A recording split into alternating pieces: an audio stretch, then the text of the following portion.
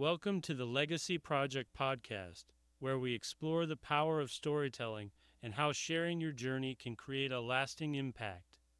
I'm your host, Don Fessenden, and today we're diving into a topic that's both deeply personal and universally important: how to capture family history for future generations. Think about this. How much do you really know about your grandparents' lives? Your great grandparents? Their struggles, their triumphs, their everyday routines? For many of us, those details fade with time, simply because no one wrote them down. But imagine if they had. Imagine holding a book filled with their words, their voices, their memories. That's what we're going to talk about today: how to preserve the stories of our families before they're lost to time. Whether you want to write a full family memoir or simply collect stories in a way that's meaningful, this episode will give you practical steps to ensure that your family history is preserved. Let's get started. We often think history is found in textbooks, but the truth is, some of the most valuable history is right in our own families. It's in the stories our elders tell, in the traditions we pass down, in the lessons learned through generations. The problem is, we assume these stories will always be there. We think, I'll ask Grandma about her childhood someday. But then one day, someday is gone. I once worked with a man who regretted never asking his father about his time in the military. After his father passed, he found a box of old letters, but they were just fragments of a bigger story he'd never get to hear firsthand. That's why capturing family history matters. It's not just about preserving names and dates. It's about honoring lives lived. And the good news? You don't have to be a professional historian to do it. You just need curiosity, a willingness to listen, and a plan to capture what you learn. So, where do you begin? The best place is with the storytellers themselves: your parents, grandparents, aunts, uncles, even cousins. Every person in your family holds a different piece of the puzzle. If you're unsure how to start, try these simple steps.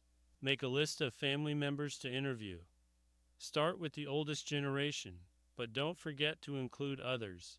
Sometimes the best stories come from unexpected places. Set up casual conversations. You don't need a formal interview.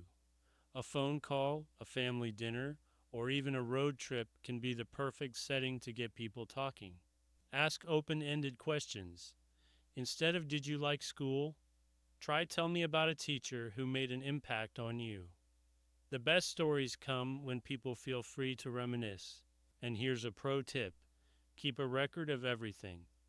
Whether it's a voice memo on your phone, a handwritten notebook, or even a video, capturing these stories in their own words is priceless. Their voice, their laughter, the way they tell a story, that's something you'll cherish forever. Sometimes the best family stories don't come from direct questions. They come from the little details that spark memories. Here are some powerful questions to help uncover those moments. Early life. What was your childhood home like? What were some of your favorite traditions growing up? Family and relationships. How did you meet your spouse? What's a funny or memorable story about our family? Big life events. What was the biggest challenge you faced, and how did you overcome it? What's a decision you made that changed your life? Cultural and historical events.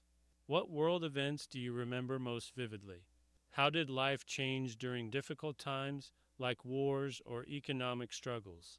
These questions don't just reveal facts, they bring stories to life. And when you let someone speak freely, you might be surprised by the incredible memories they share. Once you've gathered stories, what's next? Organizing them in a way that makes sense for future generations. Here are some ways to preserve family history in a meaningful way. Create a written family archive. Write down stories in a digital document, a physical journal, or even a scrapbook. Compile an audio or video documentary. If you've recorded conversations, compile them into a digital collection, something future generations can watch or listen to. Make a family tree with stories. Instead of just names and dates, include anecdotes about each person. What they did, what they loved, what made them unique. Publish a family memoir. If you have enough material, consider writing a book that compiles the history of your family. It doesn't have to be a bestseller. It just has to be something your family can hold on to for generations. One storyteller I worked with put together a simple binder with family photos, handwritten letters, and a few key stories from each generation. Years later, it became the most cherished item passed down in the family. Capturing family history isn't just about looking back, it's also about keeping the tradition alive.